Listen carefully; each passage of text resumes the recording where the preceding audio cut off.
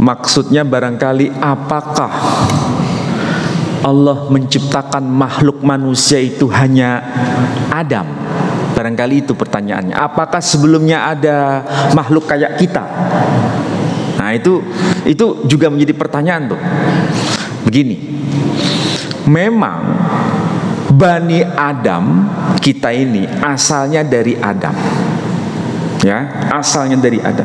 Sebelum diciptakan Adam, apakah ada makhluk yang mirip kayak kita ini? Dalam bahasa agama, ya disebut dengan istilah jin. Pertanyaannya sekarang, kalau kita ini hidup sekarang, jin itu masih ada enggak?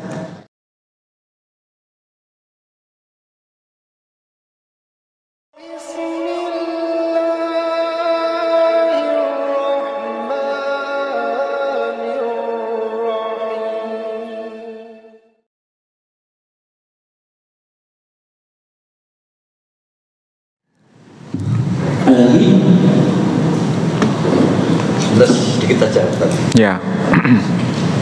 Menurut penjelasan Ustaz tadi bahwa berarti pertama kali Allah menciptakan itu Adam. Demikian. Terima kasih. Maksudnya barangkali apakah Allah menciptakan makhluk manusia itu hanya Adam? Barangkali itu pertanyaannya. Apakah sebelumnya ada makhluk kayak kita? Nah, itu juga menjadi pertanyaan tuh. Begini, memang Bani Adam kita ini asalnya dari Adam. Ya, asalnya dari Adam.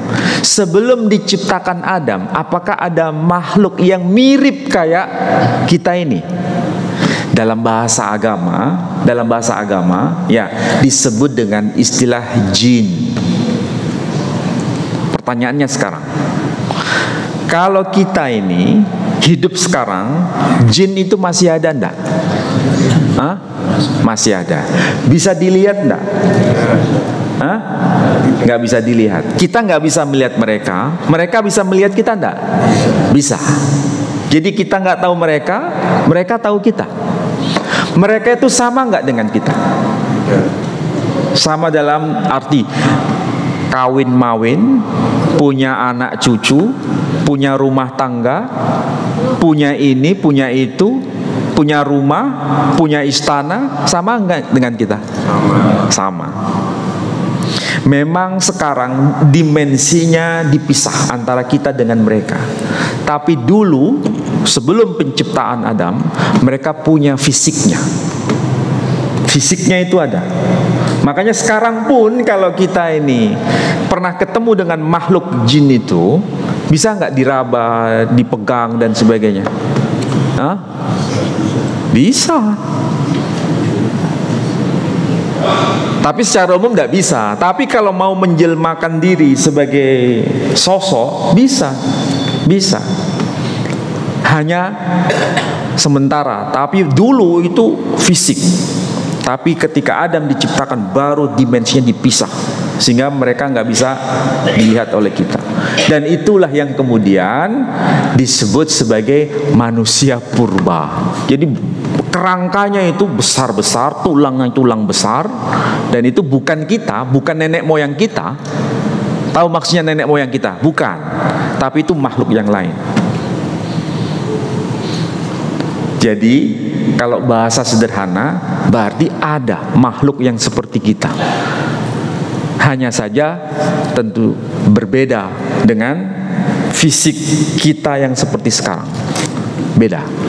Dan itu sudah menjadi bahan diskusi di antara para ahli.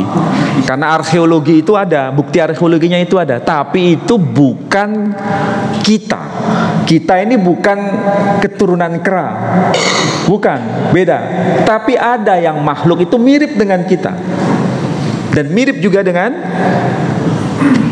binatang kera itu ada. Cuma bukan kita. Beda. Kira-kira yang saya maksud paham ya? Jadi bukan kita, tapi ada makhluk yang mirip kayak kita, dan itu sudah jadi bahan penelitian.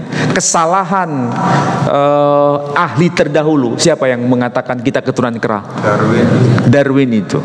Ya, Darwin mengatakan kita ini evolusi dari makhluk-makhluk sebelumnya. Bukan. Kita bukan evolusi. Salah mengidentifikasi, akhirnya menjadi teori evolusi. Padahal bukan evolusi. Itu makhluk sebelum kita yang tidak nyampur dengan kita. Dan memang terbukti. Artinya usia dunia ini, usia bumi ini sangat-sangat tua. Sangat tua bumi ini. Berlapis-lapis. Ya, mudah-mudahan ini pengetahuan saja ya. Yang penting bagaimana kita menjadi orang yang saleh, saleh pikiran, saleh ucapan, dan saleh tindakan. Bayangkan kalau semuanya saleh, itu pasti luar biasa. Dan itu membutuhkan semacam sistem, semacam komunitas. Tidak bisa sendiri-sendiri. Gak usah jauh-jauh. Lihat itu kalau kita ke Singapura. Di sini orang ngerokok sembarangan. Di sana bisa nggak ngokok sembarangan? Nggak bisa. Sekali menjatuhkan puntung rokok, CCTV sudah di mana-mana dan siap untuk dibawa ke meja pengadilan.